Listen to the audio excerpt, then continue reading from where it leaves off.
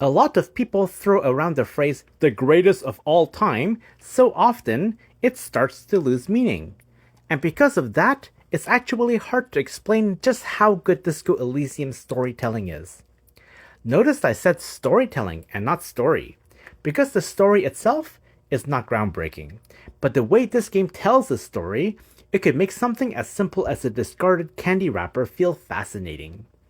The writing is so vivid, it's almost tangible, it's deep, it's gritty, it obsesses over details most games wouldn't even acknowledge.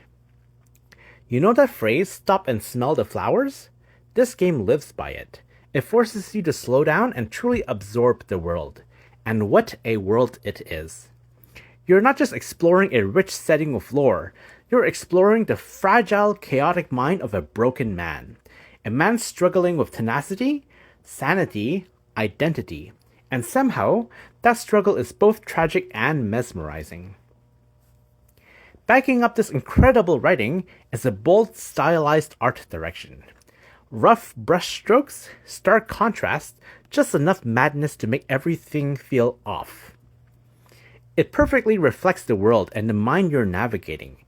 But let's be real for a second. This game isn't perfect. In fact, technically, it's kind of a mess.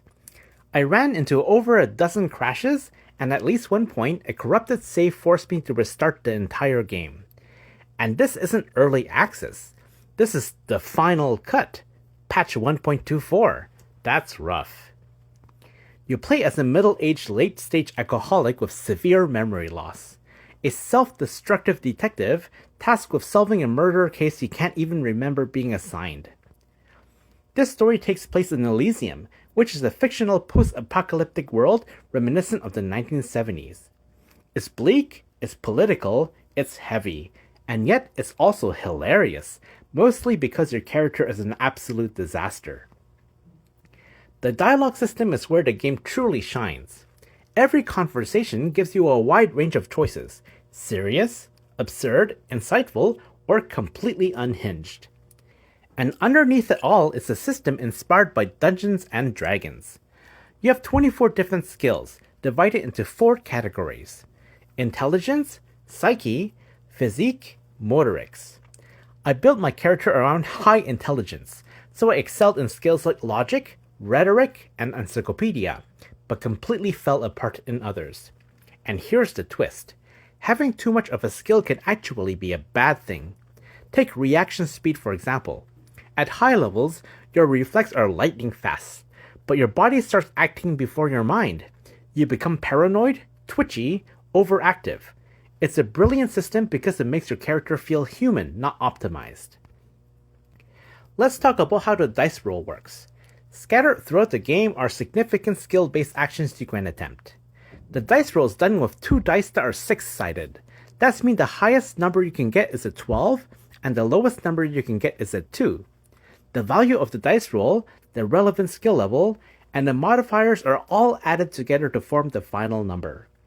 By the way, the hardest check in the game requires a 20, so even if you get just one below a perfect dice roll, that's only 11, and you need 9 more.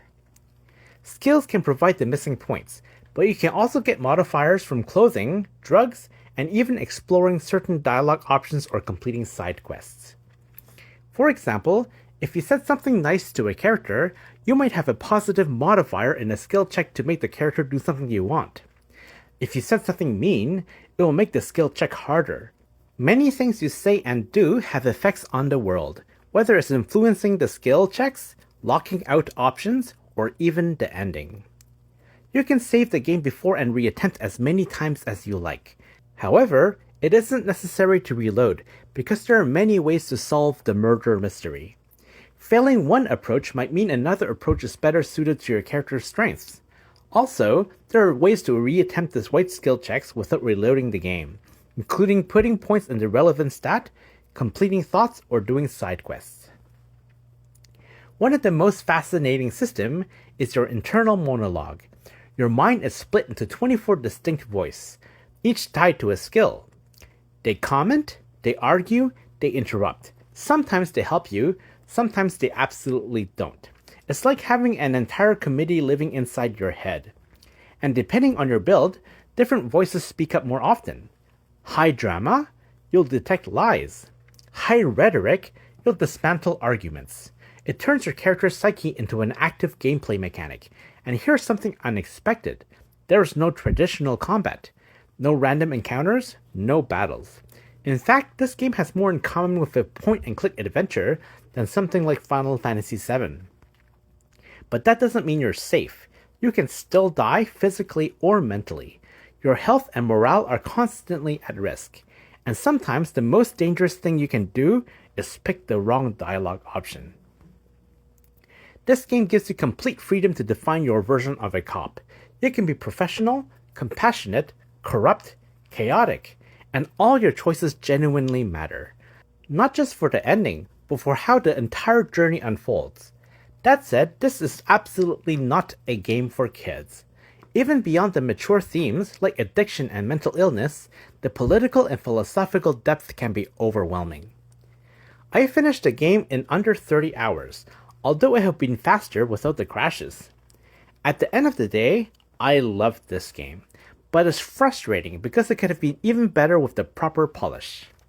If you enjoy deep RPG systems, heavy dialogue, and rich world building, this is a must play.